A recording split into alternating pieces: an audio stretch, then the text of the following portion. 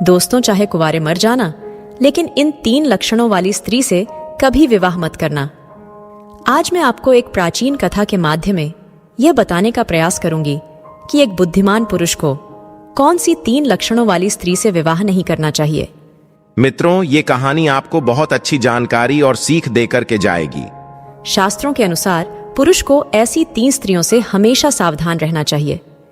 इन्हें दूर से नमस्कार करके अपने कल्याण के मार्ग पर निकल जाना चाहिए।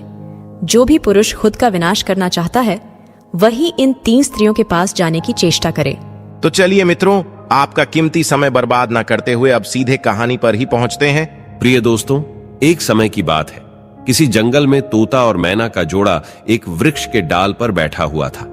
तोता ने मैना से कहा कि हे मैना रानी, आज का समय बहुत ही बदल चुका है। मैना कहने लगी, पिया जी, ऐसा क्या समय बदल चुका है? तब तोता कहता है कि हे मैना रानी, समय इतना बदल गया है कि आजकल की स्त्रियां और आजकल की लड़कियां बहुत ही स्वार्थी बन चुकी हैं, क्योंकि स्त्रियां अपने स्वार्थ के लिए कुछ भी करने के लिए तैयार हो जाती हैं। जो काम उन्हें कदापि नहीं करना चाहिए, वो स्वार्थ के प्रति स्त्रियां कर बैठती हैं। मैना कहती है, पिया जी, मैं तुम्हारी बात से सहमत नहीं हूं। स्त्रियां कैसे स्वार्थी हो सकती हैं? आप हमारी नारी जाति की बुराई कर रहे हैं। तोता कहता है, नहीं मैना, तुम हमारी बात पर विश्वास करो। तब मैना कहती है, नहीं स्वामी, मैं तुम्हारी बात पर विश्वास नहीं कर सकती हूं। तब तोता कहता है, ठीक है मैना, जब तुम्हें विश्वास नहीं है तो आइए हम आपके लिए एक कहानी सुनाते हैं, और इस कहानी को सुनने के साथ साथ तुमको ये विश्वास हो जाएगा कि तुम्हारी नारी जाति कितनी स्वार्थी बन चुकी है और अपने स्वार्थ के लिए कितने गलत गलत काम करने के लिए तैयार हो जाती है। तभी मैना कहती है, ठीक है स्वामी, पहले आप वह कहानी सुनाइए और सिद्ध करके बताइए कि हमारी नारी जाति स्वार्थी है या नहीं है। तब वो तोता अपने मैना रानी को वह कहानी सुनाता है। तोता कहता है, हे मैना, एक समय की बात है, किसी नगर में 3 दोस्त रहते थे। एक राजा का लड़का था जो राजकुमार था, एक बनिया का लड़का था और एक साहूकार का लड़का था। 3 दोस्त थे। तीनों में बहुत गहरी दोस्ती थी, क्योंकि वह तीनों साथ साथ पढ़े थे और साथ ही साथ बड़े भी हुए थे। राजा का जो लड़का था, जो राजकुमार था, उसकी शादी भी हो चुकी थी। मित्रों, एक दिन की बात है, तीनों दोस्त राजा के बगीचे में टहल रहे थे। तो राजकुमार, जो राजा का लड़का था, वह अपने दोस्तों से कहता है, ओ मेरे भाइयों, कल चलते हैं ना, और मेरी पत्नी को मायके से ले आते हैं। अब बहुत दिन हो चुके हैं, मुझे तो उसकी बहुत याद आ रही है, इसीलिए कल मेरे ससुराल चलते हैं और तुम दोनों भी मेरे साथ वहां चलो, ताकि हम मेरी पत्नी को ले आए। तब इन दोनों दोस्तों ने कहा, जो साहूकार का लड़का था और बनिया का लड़का था, इन दोनों ने बोला, भाई तुम तो अपने ससुराल में पहुंच जाओगे और ससुराल में ससुर जी के महल में आराम से सोओगे, लेकिन हम कहां जाएंगे? तब राजकुमार कहता है, तुम लोग कोई सराय या धर्मशाला देख लेना, बस एक ही तो रात की बात है, और दूसरी सुबह मैं मेरी पत्नी को लेकर आ जाऊंगा और हम सभी आराम से वापस अपने घर के लिए चले आएंगे। मित्रों, राजकुमार के बात को सुन करके दोनों दोस्त, साहूकार का लड़का और बनिया का लड़का जो था, वो सहमत हो जाता है। लेकिन बनिया का लड़का जो था, वो बहुत ही चालाक और चतुर था, और जो राजा का लड़का, राजकुमार और साहूकार का बेटा, बिल्कुल भोले और नादान थे। दोनों दोस्त जब सहमत हो गए तो दूसरा दिन होता है, और दोनों दोस्त अपने दोस्त राजकुमार के साथ में वहां से चल देते हैं। और चलते चलते 3 दिन इनके रास्ते में लग गई, और 3 दिन के बाद में राजकुमार अपने ससुराल के पास में जब पहुंचता है तो राजकुमार अपने दोनों दोस्तों से कहता है, मेरे भाइयों, यहां कोई सराय देखकर बस आज की रात निकाल लेना, कल सुबह मैं जल्दी ही वापस लौट आऊंगा। तोता कहता है, हे मैना। राजकुमार इतना कहने के बाद अपने ससुराल के लिए चला जाता है, और इधर साहूकार का लड़का और बनिया का लड़का सराय की तलाश में निकल जाते हैं। ढूंढते ढूंढते उनको एक सराय दिखाई देती है, और सराय के जब समीप पहुंचते हैं तो उन्होंने देखा कि यहाँ खाने पीने की भी व्यवस्था सही है और रुकने की भी व्यवस्था सही नजर आ रही है। दोस्तों, सराय के दरवाजे पर जब वे पहुंचे तो वहां उन्होंने एक बुढ़िया को देखा। उस बुढ़िया के पास में जाकर कहने लगा, माताजी, आज की रात हम यहां इस सराय में रुकना चाहते हैं, कल सुबह होते ही हम चले जाएंगे, कृपया आप हमारी मदद करें। दोनों दोस्तों की बात को सुन करके वो बुढ़िया जो थी वो कहने लगी, देखो बेटा, चाहे कहीं भी रुक जाओ, चाहे कहीं भी जाकर के रात काट लो, लेकिन इस सराय में तुम ना रुको। तब दोनों दोस्त ने पूछा, ऐसा क्यों माता? तब बुढ़िया कहती है पुत्र, इसमें अगर आप रुके तो आप जिंदा नहीं बचेंगे, क्योंकि आपकी मृत्यु हो जाएगी। मित्रों, इस तरह से वो बुढ़िया जो थी साहूकार के लड़के और बनिया के लड़के को समझा रही थी। तब तक एक बहुत सुंदर लड़की, एक बहुत सुंदर युवती दरवाजे के भीतर उस साहूकार के लड़के को दिखाई दे जाती है। साहूकार के लड़का ने जब उस सुंदर युवती को देखा तब वो उस पर मोहित हो गया और उसके साथ रात में रुकने के लिए वो तैयार था। उतावला हो रहा था कि किसी न किसी तरीके से हम इसके साथ रात गुजार लें। मित्रों, इधर वो बुढ़िया समझाती रही, लेकिन साहूकार का लड़का नहीं माना। साहूकार का लड़का जो था वो अपने दोस्त से कहता हुआ चला गया, मेरे मित्र, अगर तुम्हें अन्य कोई जगह मिल जाए तो आज की रात काट लेना। अब मैं इसी सराय में रुकूंगा। मैं जानना चाहता हूं कि आखिर यह कौन सुंदर बला है।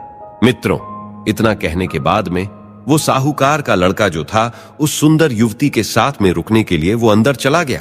और जो सराय में एक हॉल टाइप का रूम, वो बहुत गहरा और लंबा था। उसमें वो सुंदर युवती के साथ में साहूकार का बेटा चला जाता है।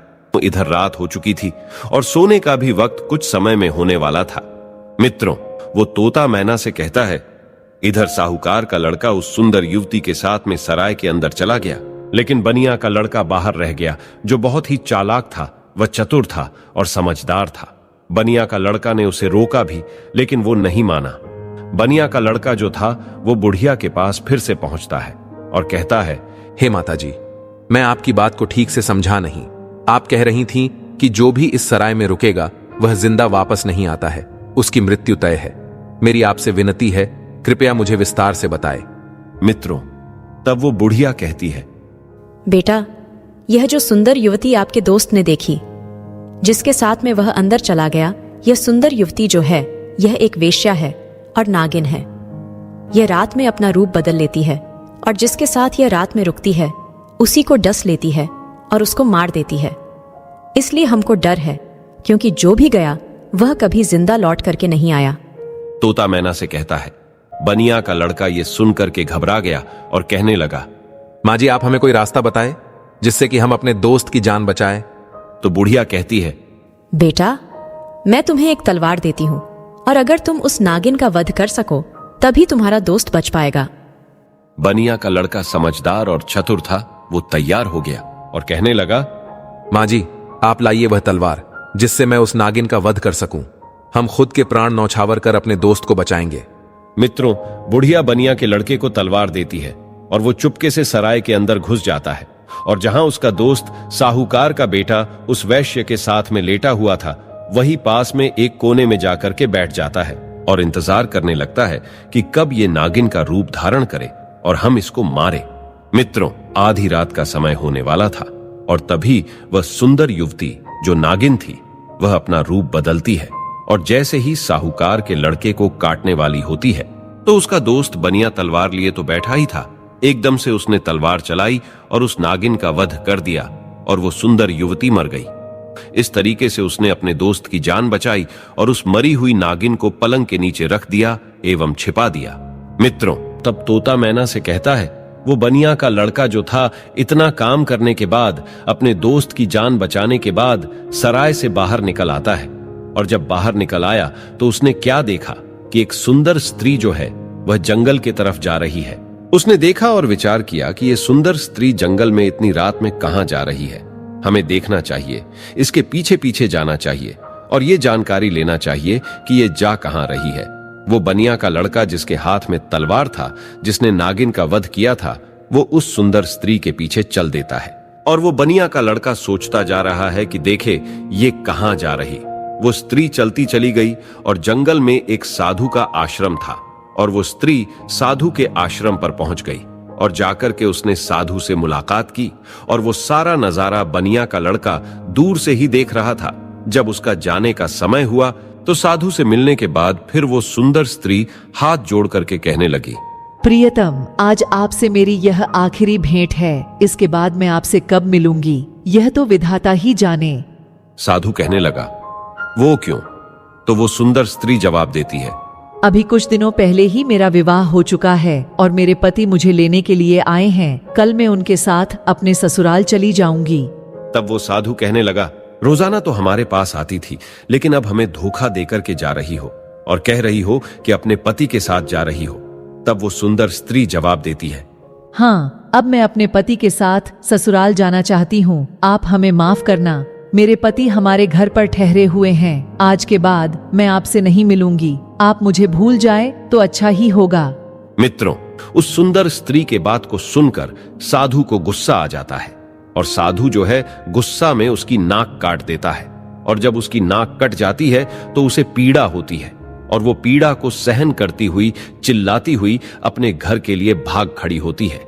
मित्रों, वहीं दूसरी ओर वो बनिया का लड़का सारी बातें सुन रहा था और ये नजारा देख रहा था।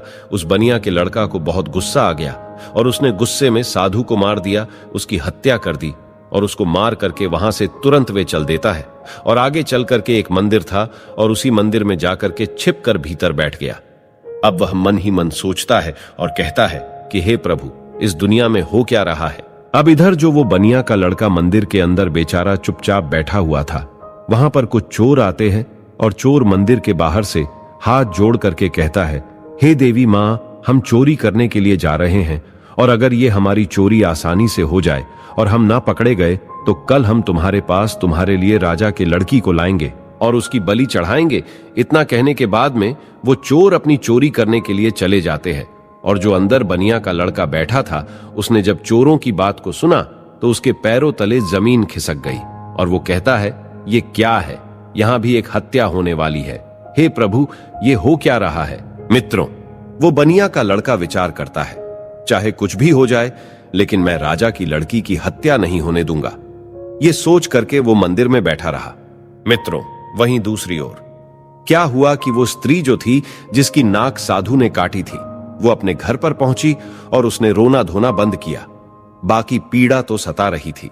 उसने विचार किया, अगर सुबह लोग हमको देखेंगे तो पता नहीं, न जाने मेरे बारे में क्या कहेंगे। हमें शर्म से अपना सर नीचा झुकाना पड़ेगा। क्यों ना हम अपने पति को फंसा दे और ये कह दे कि हमारे पति ने मेरी नाक काट ली। तो वही हुआ। सवेरा होने वाला था और जैसे ही थोड़ा प्रकाश होने को था तभी वो चिल्लाने लगी और कहने लगी कि बचाओ, बचाओ, कोई तो आओ, देखो मेरे पति ने तो मेरी नाक ही काट ली है, हमें कोई बचाओ। घर वाले जो थे वो एकदम से भाग करके आते हैं और उसके पति को बंदी बना लेते हैं। जो वो राजकुमार था, जो राजा का लड़का था, उसको पकड़ लेते हैं और पकड़ करके वहां से राजा के सामने पेश कर देते हैं। राजा वो सारा वृतांत जान करके उसको जेल में डाल देता है। तब तोता मैना से कहता है, हे मैना रानी, अब आगे सुनिए क्या हुआ। इधर पूरा दिन व्यतीत हो गया। उसका दोस्त जो बनिया था, उसने पूरा दिन इधर उधर बैठ करके काट लिया और जब रात हो गई तब उसी मंदिर में जाकर के वे छिप करके बैठ गया, क्योंकि उसे मालूम था कि ये चोर राजा के लड़की को पकड़ करके जरूर लाएंगे, उसकी हत्या जरूर करेंगे, लेकिन मैं उसकी हत्या नहीं होने दूंगा। जब रात हो गई तो मंदिर में जाकर के तलवार लेकर के छिप कर बैठ गया और इधर आधी रात जब होती है तभी वो चोर राजा के लड़की को पकड़ करके लाते हैं और मंदिर के बाहर बैठ जाते हैं। कुछ देर बैठ करके बातें करते हैं और कहते हैं, देवी माँ ने हमारी बातें सुन ली हैं, कितनी बढ़िया हमें चोरी करवा दी, पकड़े भी नहीं गए और बहुत मालदार भी बन जाएंगे क्योंकि हमने बहुत माल लूटा है। इस तरीके की बातें कुछ देर करते रहे। फिर उनमें से एक बोला, देख भाई, अब उस लड़की को जल्दी ले जा और देवी मां के सामने उसका सिर काट देना और उसकी बलि चढ़ा देना। मित्रों, उन चोरों में से एक चोर जो था वो राजा के लड़की को पकड़ करके अंदर मंदिर में प्रवेश करता है और देवी मां की जहां पर मूर्ति थी वहां पर ले जाता है और उस लड़की का सिर काटने के लिए जैसे ही वो चोर जाता है तो बनिया का लड़का तो वहां तैयार ही बैठा हुआ था और वो चोर राजा के लड़की का सिर नहीं काट पाया, उसकी बलि नहीं चढ़ा पाया, क्योंकि उससे पहले ही बनिया के लड़का ने उस चोर को मार दिया और चोर को मार करके उसकी लाश को एक बगल में रख दिया। इधर दोस्तों, उन चोरों में से एक चोर कहता है, देख भाई, वो हमारा एक साथी गया है, वो लौट करके नहीं आया है। अरे तू जा और देख करके आ कि उसने बलि चढ़ा पाई या नहीं चढ़ा पाई। मित्रों, ऐसे ही दूसरा चोर जो है जैसे ही मंदिर में प्रवेश करता है तो वो बनिया का लड़का तैयार बैठा हुआ था, उसने उसको भी मार दिया। कहने का मतलब यह है कि इसी तरीके से उस बनिया के लड़के ने जितने भी चोर थे सारे चोरों को मार दिया और उस राजा की लड़की की रक्षा की।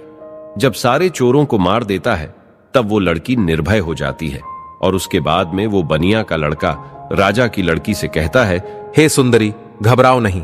मैं जानता था कि यह चोर तुम्हारी बलि देवी मां को चढ़ाने वाले थे, इसीलिए मैंने तुम्हारी जान बचाई है। चलो, अब मैं तुम्हें सुरक्षित तुम्हारे घर छोड़ता हूं। राजा की लड़की घबराई हुई थी, उस बनिया के लड़के के साथ में चल देती है और इधर राजा की जो लड़की थी वो बनिया के लड़के से प्रेम करने लगी और कहने लगी, तुमने आज मेरी जान बचाई है, इसीलिए आज से इसी पल से मेरी सारी जिंदगी मैं तुम्हारे नाम करती है। मैं तुमसे विवाह करना चाहती हूँ। बातों ही बातों में वो लोग राजा के घर तक पहुंच गया और घर के दरवाजे पर जैसे ही पहुंचा तो बनिया का लड़का ने मना कर दिया, नहीं, मैंने तुम्हारी रक्षा की है, इसका मतलब ये नहीं है कि मैं तुमसे विवाह करूं। मैं ऐसा कदापि नहीं कर सकता। राजा की लड़की को गुस्सा आ गया और कहने लगी, अगर आप हमारे साथ शादी नहीं करेंगे तो मैं आपको जेल में डलवा दूंगी। बनिया का लड़का कहने लगा, जैसी आपकी मर्जी, लेकिन मैं शादी नहीं करूंगा। मित्रों, तभी राजा की लड़की दरवाजे पर चिल्लाती है और कहती है, बचाओ, ये हमको पकड़ करके ले जाना चाहता था और यह हमारी इज्जत लूटना चाहता था। मित्रों, वहीं दूसरी ओर राजा की लड़की को चिल्लाते हुए सैनिकों ने देखा तो सैनिकों ने भाग करके उस बनिया के लड़के को पकड़ लिया और राजा के सामने पेश कर दिया और कहा कि राजा साहब, ये तुम्हारी लड़की की इज्जत लूटना चाहता था, ये आपकी लड़की को पकड़ करके ले जाना चाहता था। वो तो आपकी लड़की चिल्लाने लगी, इसलिए मैंने बचा लिया। अगर वो नहीं चिल्ला पाती तो ये आपके लड़की के इज्जत के साथ खिलवाड़ कर देता। ये सुनने के बाद राजा को क्रोध आ गया और उसने पकड़ करके उस बनिया के लड़के को जेल में डाल दिया, जहां उसके दोनों दोस्त भी मौजूद थे। जो साहूकार का लड़का था और राजा का लड़का था, वो दोस्त भी उसे मिल गए। साहूकार के लड़का को सराय वालों ने पकड़वा दिया क्योंकि इसने एक वैश्य व सुंदर युवती का वध किया, इसलिए वो भी वहां जेल में मौजूद था। अब तीनों दोस्त जेल में जाकर के मिल जाते हैं और एक दूसरे के साथ में वहां बैठ जाते हैं। इधर अगला दिन हुआ और वो राजा दरबार में तीनों को बुलाता है, जिन तीनों को राजा ने पकड़ करके जेल में बंद किया था, और उन्हें सजा सुनाने के लिए तैयार हो जाता है। दरबार लगा हुआ था और राजा ने जो साहूकार का लड़का था जिसने वैश्य का वध किया था, उसे अपने पास में बुलाया और उससे कहा कि क्यों रे, तेरा क्या नाम है, कहां का रहने वाला है। तब वो लड़का कहने लगा, महाराज, मैं पड़ोसी गांव के साहूकार का बेटा हूं। राजा कहने लगा, ये बता, तूने वैश्य का वध क्यों किया, उसे क्यों मारा। अब दोस्तों, उस साहूकार के लड़का को कुछ मालूम ही नहीं था जो वो राजा को बता सकता। उसे नहीं मालूम था कि वैश्य का वध किसने किया। वैश्य का वध साहूकार के लड़का ने किया नहीं था। जो उसे मालूम होता, राजा ने फिर पूछा, चुपचाप क्यों खड़ा है, बता कि तूने उस वैश्य का वध क्यों किया। मित्रों, तब वो साहूकार का लड़का तो नहीं बोल पाया, लेकिन जो बनिया का लड़का था वो कहने लगा, महाराज क्षमा करें, मैं कुछ बीच में बोलना चाहता हूं। इसने उस वैश्य की हत्या नहीं की है, उसकी हत्या मैंने की इस तलवार से की है। राजा कहने लगा, तो बता तूने क्यों किया, बात क्या है। मित्रों, वो बनिया का लड़का कहता है, महाराज, हम तीनों मित्र हैं। जब मैं और यह साहूकार का बेटा कल रात्रि के लिए इसी सराय में रुकने के लिए गए थे, किंतु वहां मौजूद बूढ़ी मां ने हमें वहां न रुकने की सलाह दी थी, किंतु वैश्य के सुंदरता पर मोहित होकर मेरे मित्र ने उसके साथ ही रात बिताने की ठान ली थी। और एक बूढ़ी मां ने मना किया था, इसके अंदर नहीं रुको, क्योंकि जो रुकेगा वो सुबह जिंदा नहीं बचेगा। लेकिन ये हमारा दोस्त नहीं माना और उसने सुंदर वैश्य को देख करके रात गुजारने के लिए अंदर सराय में चला गया। मुझे उस बुढ़िया के द्वारा मालूम हुआ कि ये नागिन है और ये नागिन का रूप में आकर के इसको डस लेती, इसलिए तब मैं तलवार को लेकर के अपने इस दोस्त की जिंदगी बचाने के लिए जहां ये पलंग पर वैश्य के साथ सोया हुआ था, वही एक कोने में जाकर के बैठ गया। और जैसे ही उस वैश्य ने रूप बदला और नागिन बन करके हमारे दोस्त को डसने के लिए तैयार हुई, मैंने तुरंत उसको मार दिया। अगर आपको विश्वास नहीं है तो जहां पलंग पड़ा हुआ है उसके नीचे हमने मरी हुई नागिन रख दी है, आप देख लीजिए। मित्रों, तब राजा ने सैनिकों को भेजा और वहां सैनिकों ने जाकर के वही मरी हुई नागिन पाया और आकर के सारी बात राजा को बताया कि सत्य बात है। राजा प्रसन्न हो गया और कहने लगा, ठीक है, तूने दोस्ती का फर्ज निभाया है, जो अपनी दोस्त की जिंदगी बचाई है। मित्रों, राजा साहूकार के लड़का को छोड़ देता है। दूसरी बार राजा ने राजकुमार को बुलाता है, जो कि अपनी पत्नी को लेने हेतु ससुराल में आया था, और उससे पूछता है कि तू बता कि तूने अपनी पत्नी की नाक क्यों काटा। अब दोस्तों उसको भी नहीं मालूम था नाक किसने काटी है। वो भी चुपचाप खड़ा था। राजा ने फिर दोबारा पूछा कि बोल क्यों नहीं रहा है कि तूने अपनी पत्नी की नाक क्यों काटा। तब वो बनिया का लड़का फिर से हाथ जोड़ करके कहने लगा कि महाराज क्षमा करे, इसको भी नहीं मालूम, इसने अपनी पत्नी की नाक नहीं काटी है। नाक किसने काटी है वो सारा वृत्तांत मैं आपको सुनाता हूं। तब उस बनिया के लड़के ने राजा को बताया कि ये लड़की साधु से प्रेम करती है। रात में साधु से मिलने के लिए गई। मैं इसके पीछे पीछे गया। इसने कहा कि मैं कल से तुमसे मिलने नहीं आ सकती, मेरा पति मुझे लेने के लिए आया है। ये सुनकर के उस साधु ने इसकी नाक काट ली और इसने आकर के अपने पति को फंसा दिया। इसने गलत किया। राजा कहने लगा मैं तेरी बात पर विश्वास कैसे करूं। तब उस बनिया के लड़के ने कहा महाराज सैनिकों को भेजिए जहां उस साधु का आश्रम है, देख लीजिए कि मैंने साधु का वध कर दिया है। मित्रों आश्रम पर उस मरे हुए साधु को देखते हैं तो आकर के राजा को बताते हैं कि महाराज बात सत्य है। तब वो राजा उस राजकुमार को भी छोड़ देता है, वो भी बच जाता है। मित्रों फिर तोता कहता है कि हे मैना, अब आई बारी उसी बनिया के लड़का की जिसने राजा के सामने अपने दोस्तों की जिंदगी बचाई। राजा उस बनिया के लड़का से बोलता है कि तूने तो अपने दोस्त को बचा लिया, लेकिन अब तू बता कि तू हमारी लड़की को पकड़ करके क्यों ले जाना चाहता था, इसके साथ में दुर्व्यवहार करना क्यों चाहता था, इसकी इज्जत से खिलवाड़ करना क्यों चाहता था। अब तू नहीं बचेगा।